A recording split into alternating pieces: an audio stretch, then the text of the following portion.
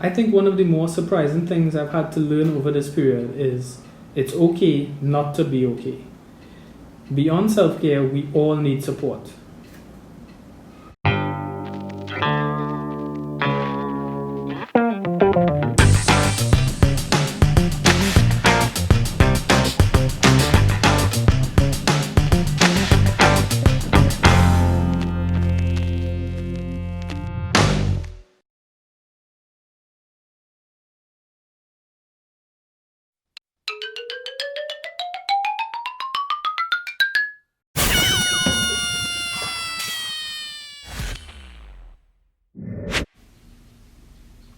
Beyond self care, we all need support. But I found that this was such a revelation when thinking of myself. There's no comprehensive playbook to surviving a global pandemic. And so, most, if not all of us, some more than others, have found ourselves far from our respective comfort zones for far too long. It should be self-evident that we would all need support or need to support each other through it. And yet, admittedly, for me, it wasn't.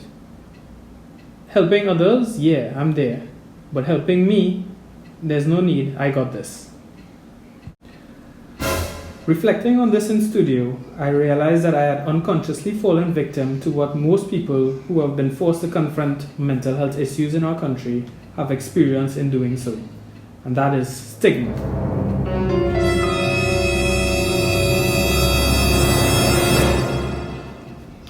Specifically in this case, the idea that if you're not okay or you're not in complete control at all times, that signifies a weakness to be condemned or hidden. Ideas such as these are often propagated in the larger society and can become internalized, resulting in further barriers to someone seeking and accessing help. Despite being apparently backed up internally as well as externally, ideas like this are simply not true. A good indicator of this is that such ideas are usually applied disproportionately in real-life situations.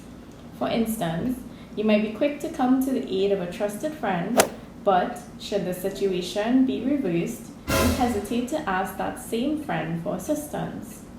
Or we don't necessarily condemn a person for seeking medical attention, having contracted the common cold, or even COVID-19 itself, but we are less accommodative of someone whose emotional distress warrants exception.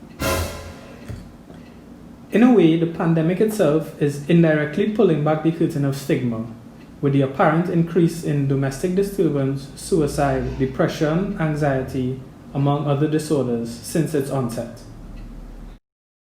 That is to say, depending on how stressful our lives may get, any one of us can experience a mental health breakdown or disorder. Mental health is on a continuum, influenced by genetic makeup, life circumstances, stress and stressors, and upbringing. As we continue to tackle the pandemic together, maybe we will emerge from this experience more inclined to recognize people who are struggling, as opposed to the label of a mental disorder that they may be carrying. Then it just becomes about connecting them compassionately with the assistance that they may need to climb the continuum.